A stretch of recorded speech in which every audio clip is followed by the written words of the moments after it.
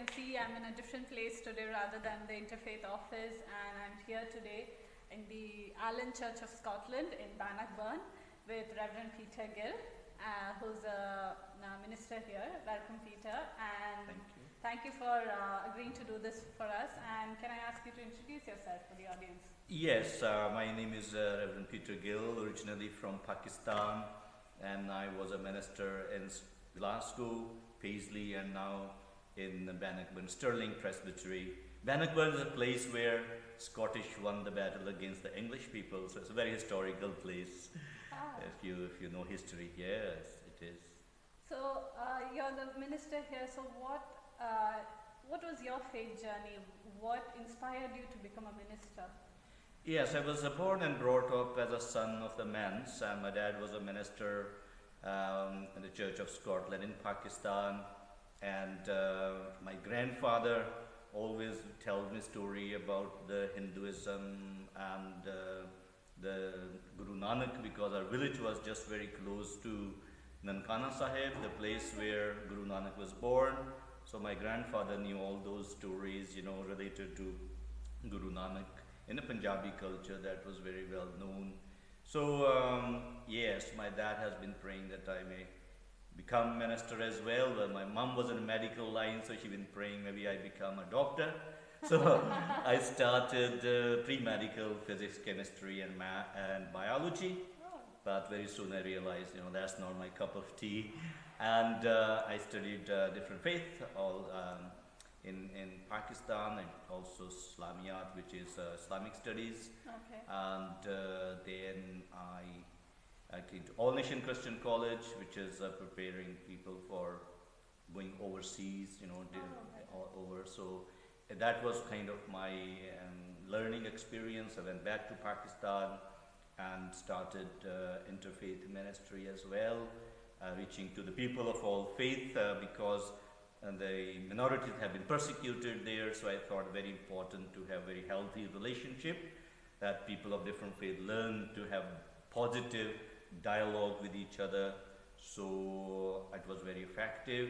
God gave me a vision to have a peace train from north of Pakistan to the south of Pakistan. So it was from Peshawar to Karachi, 5 days journey, 500 people of different faith was on the train as well. So we were traveling. Everywhere we stopped, the people welcome us. Also, the local government provided us very nice place. In Lahore, we were given Prime Minister's track. He used for political speeches and things like that. So it was very well received. Mm-hmm. Everywhere the hospitality was provided from local communities there. Mm-hmm. And we arrived 5 days after in Karachi after the journey. And it was Karachi people gave us very warm welcome. People of all faiths were there. So it was amazing to receive that kind of warm welcome. Has strengthened my own faith as well, having dialogue with people of different faith. And we have been studying scriptures together, what Islam says about peace, or Hinduism, Buddhism, or Christianity, or whatever faith, the Baha'is, so we all proclaim peace, but somehow we feel that practically there was no peace among the relationships. So I thought it's very important to have something which would bring unity, harmony in the community in Pakistan. And then when I came over here in Glasgow, there were already existed group, and I met also Francis and other people who were actively involved. Right. And then I moved Paisley in Renfrewshire. That time there was no group, so I started Interfaith Group, so I became the founder of that as well. And then when I came here again, I realized in Bannockburn there was nothing going on. So as Francis said, wherever you go, the interfaith born there, so that is how I started calling it Interfaith International. So students from International started joining and coming to our charity dinners, and because the idea is when they go back to their own hometown, home countries, especially the very close countries, they could spread the vision, because some countries are very close and people don't relate with each other, don't go to each other's worship places. So here is a more kind of opening, because children learn from primary school about all faiths, but in certain countries you only learn about your own faith, and when people discover someone is from different faith, they don't trust each other, and there is always conflict and always enmity and that kind of persecution as well. So, like, after hearing that, but it's like basically everywhere you go, you started interfaith this thing. So, but what was your main, what do you think is the key to success in starting an interfaith group?